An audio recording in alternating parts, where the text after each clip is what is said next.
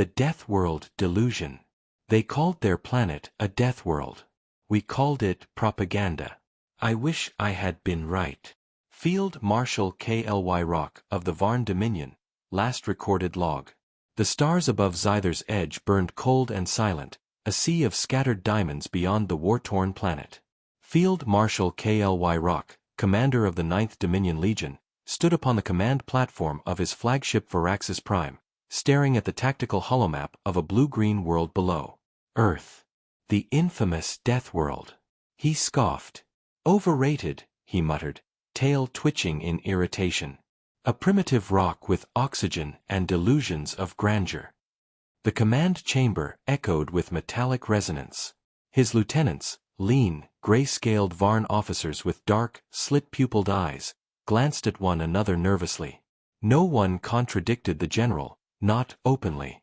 But the stories had spread through every fleet, every mercenary channel, and every whisper between ranks.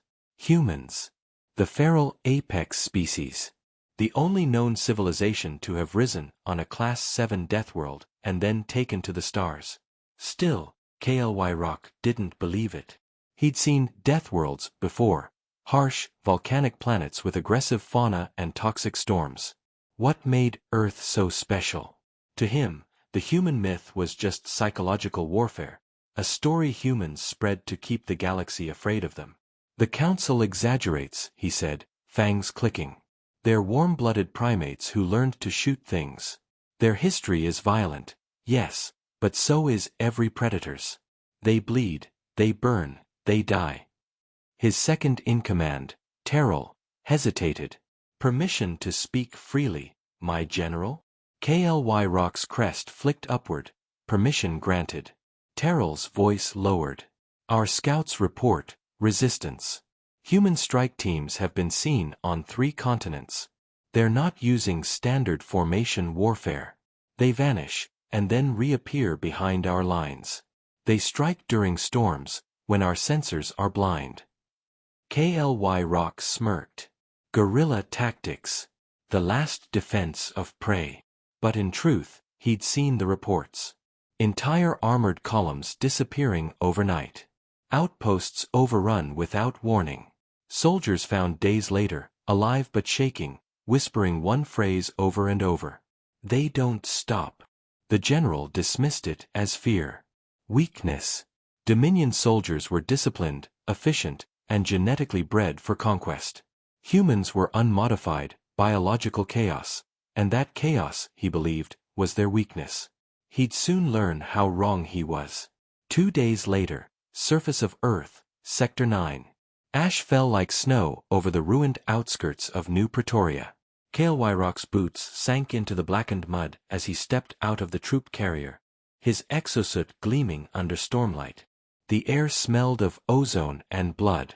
His command platoon followed, 30 armored elites, scanning through the smoke with plasma rifles at the ready. Thermals, he ordered. The sky shimmered with the pulse of sensor sweeps. Nothing. The humans had disappeared again. K.L.Y. Rock bared his teeth. Fan out. They'll try to flank. He strode through the wreckage of a human settlement, old concrete buildings, collapsed towers, scorched vehicles marked with faded flags. One wall still bore a painted word. Resist. He snorted. Primitive sentimentality. That was when the whisper came. A voice, crackling through the comms, not Varn, not any Dominion code. General K.L.Y. Rock. Do you copy? Every weapon raised instantly. K.L.Y. Rock's eyes narrowed. Identify yourself. You don't know us. But we've been watching. You shouldn't have come here. The general's tail flicked. And who are you? The human commander. No. We're the cleanup crew. Then, silence. Seconds later, the first explosion hit. A shockwave tore through the ruins, flipping vehicles, shattering concrete. Dominion soldiers scattered as blue plasma fire rained from the shadows. Contact left. Unknown numbers. K.L.Y. Rock spun, eyes widening. He couldn't even see where the shots came from. Every thermal scan showed nothing. Every motion detector flickered with static. The humans were invisible. He activated his visor's bioscan mode, heartbeat detection, micromovement, thermal shadows. Finally, faint blips appeared, moving faster than any Dominion soldier. They were close. Too close. Then one appeared, a human soldier, emerging from a cloud of ash. Her armor was matte black, indistinct against the darkness. Her face was hidden behind a polarized visor, but Kly Rock could feel her eyes on him. She moved with terrifying calm, like a predator approaching wounded prey. The Dominion opened fire. Plasma bolts lit the air. The human dove rolled and fired a short burst from a ballistic rifle, projectiles that tore through exosuit plating as if it were paper. 3 of his soldiers dropped instantly. Flank them! Kly Rock roared. But there were no flanks. There was only silence, broken by single, surgical bursts of gunfire. One by one, the Varn fell. The human voice returned through his comms, cold and steady. You mocked our world. Said we exaggerate. Tell me, General, do your lungs burn yet? He gasped, his filters stuttered, his chest tightening. A hiss escaped his armor. Pressure loss. The human rounds had punctured his suit, and the Earth atmosphere, thick with particulates, bacteria, and oxygen, was eating into his gills like acid. He dropped to one knee, clutching at his chest. The human stepped closer, rifle aimed. Through the static, he heard her final words before everything went black. Welcome to the Deathworld. Hours later, Kly Rock awoke inside a medical containment field aboard the Varaxis Prime. His body burned. His armor was gone. Every joint trembled, his muscles spasming, his vision swimming. The medtechs whispered near his bedside, their eyes avoiding his. He heard fragments of their conversation. Nerve degradation, unknown biological contaminant. Survived exposure, but cannot stand. Kly Rock tried to rise. His legs didn't respond. The human toxins had ravaged his nervous system. His own body, bred for domination, was now failing him. He screamed, claws digging into the sterile bed frame. They're animals. They are predators, interrupted Terrell quietly from the doorway. And we were prey. The general looked up, rage burning through pain. Prepare the fleet, he snarled. I will burn that planet to cinders. Terrell hesitated. With respect, General. Every ship we've sent down has not returned. Silence. Kly Rock's breath rattled through clenched fangs. Outside the viewport, the blue-green sphere of Earth hung in the void, quiet, patient, watching. Overrated, he whispered again. But even he no longer believed it. The Predator's lesson. We thought we came to conquer a world. Instead, we had entered a lesson in fear, taught by those who had never forgotten what it means to survive. From the recovered logs of Admiral Kly Rock, Varn Dominion, the Varaxis Prime drifted in low orbit, wrapped in silence and smoldering wreckage. Below it, Earth turned slowly, clouds swirling above a blue and green scarred surface. Field Marshal Kly Rock sat alone in the observation chamber, his body wrapped in biosuspension braces. His once imposing frame now trembled with each breath. Muscles that had once crushed armor now spasmed uncontrollably. His voice, when it came, was no longer a growl but a rasp. Status, he demanded. His second-in-command, Terrell, hesitated before answering. 5 of our landing detachments lost all signal, General. Entire companies. No survivors recovered. Long-range sensors detect emissions in the lower atmosphere. Not ours. Not theirs. Kly Rock's slitted eyes narrowed. Meaning, human interference. They've scrambled our targeting systems. Orbital bombardment is ineffective. He slammed his claw against the console, pain lancing through his arm. Then we burn the whole crust. Bring the fusion batteries online. Terrell's jaw tightened. We've tried. Something is jamming the ignition codes. The ship shook violently. Lights flickered crimson. Impact. KLY Rock hissed. Negative, shouted a technician. No kinetic strike detected, it's internal. Systems are locking themselves out. Alarms shrieked. Holoscreens filled with human symbols, letters, words KLY Rock could not read but instinctively knew carried one meaning. Access denied.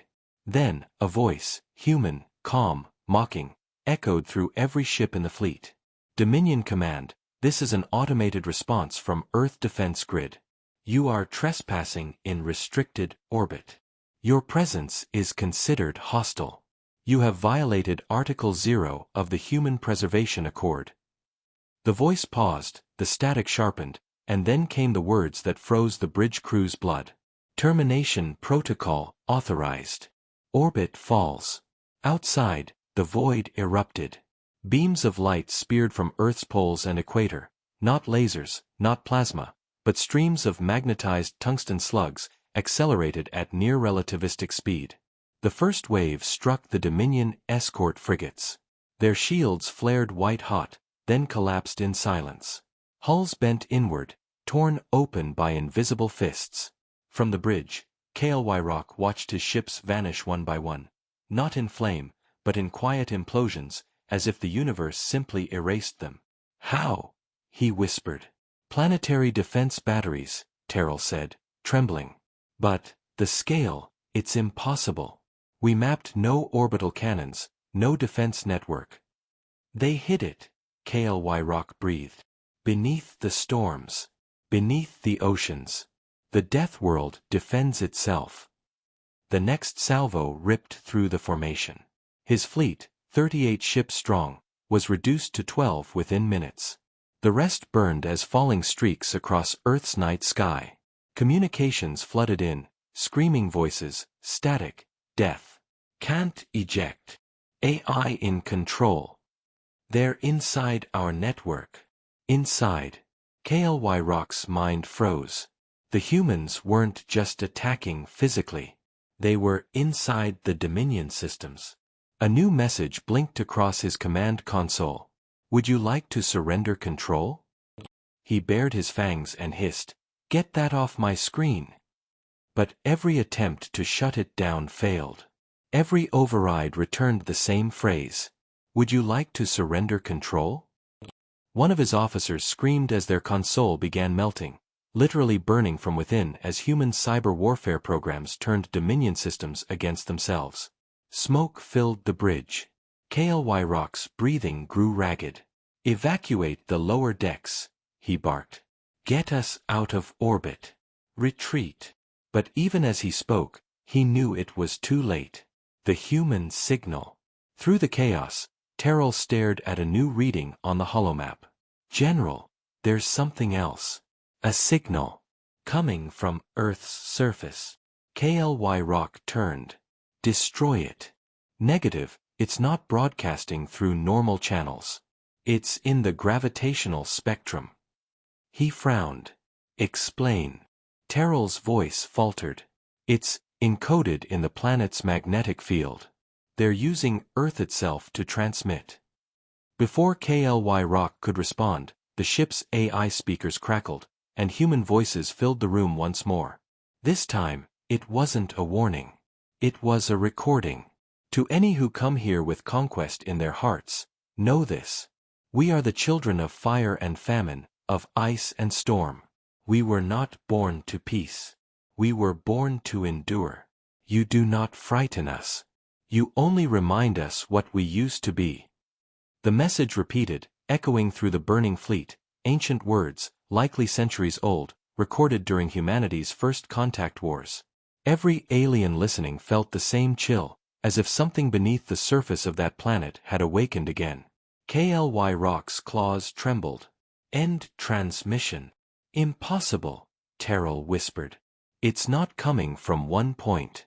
It's everywhere. Oceans, mountains, satellites. The entire biosphere is speaking.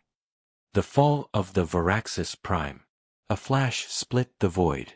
The Varaxis Prime shuddered violently, half its aft engines tearing free. The gravity core destabilized, spinning fragments of molten alloy through the decks. Crew members screamed as containment fields collapsed. Rock's braces failed, his body slammed to the floor. Through blurred vision, he saw Earth rising in the viewport. Closer, larger, hungry. Reverse thrust, he barked, crawling to the nearest console. Stabilize orbit. But the ship's controls were already rerouted. And on the central display, one final message appeared, written in human script, translated automatically by the Dominion systems. We warned you. Then everything went black. Survivor. When Rock opened his eyes, he was no longer aboard the Varaxis Prime. He was lying in dirt. Real dirt, cold, wet, heavy with the scent of ash and rain. Above him, gray clouds twisted across the sky. He could hear distant thunder, or maybe artillery. His body refused to move. The braces were gone, his armor shattered. Every nerve burned. He turned his head and saw something beside him, a shard of mirrored alloy, reflecting his face. His once vibrant scales had dulled. His eyes, bloodshot. His jaw trembled as realization sank in. He was on Earth. Someone had dragged him from orbit, from fire and death, and left him alive. A shadow moved nearby. He turned, and saw her. The same human soldier from before, the one whose bullets had crippled him. Her armor was scratched and burned, her rifle slung over her back. She crouched near him, helmet visor lifted. Her eyes were calm, not cruel, not kind. Just steady. You survived, she said softly. Good. Rock's throat rattled. You could have killed me. Her lips curved in something almost like pity. We don't kill the ones who finally understand. Understand what? That Earth doesn't forgive. It remembers. He tried to sit up, but pain crushed him back to the ground. You think this is victory? You think? She shook her head. Victory? No. This is balance. You invaded a world that already knows how to survive itself. Every storm, every plague, every extinction tried to kill us, and failed. Did you think you'd succeed where the planet itself couldn't? Rock stared, eyes wide. You're monsters. She stood. No. We're the children of one. She began to walk away, her voice carried by the wind. Tell your Dominion, if you can still walk, that Earth is closed. And next time you call it overrated, try standing first. Then she was gone. Epilogue, the last log. The transmission, intercepted weeks later by a passing merchant convoy, became the most infamous file in the outer colonies. It contained a single visual, the once mighty Varn General Rock, leaning against a broken tree, his body failing, his eyes staring at a sky filled with auroras. His voice was weak but clear. We thought they were myth. That the stories of the Deathworld were lies. But now I know, it was never about their weapons, or their strength. It was about their will. They are the storm that learned to walk. And we mocked it. The signal ended there. No further contact with the Varn Dominion was ever recorded. Their fleets withdrew from the Sol sector within the month. And on Earth, beneath the storms and silent satellites, the defense systems powered down, waiting patiently for the next empire foolish enough to test the meaning of a Deathworld.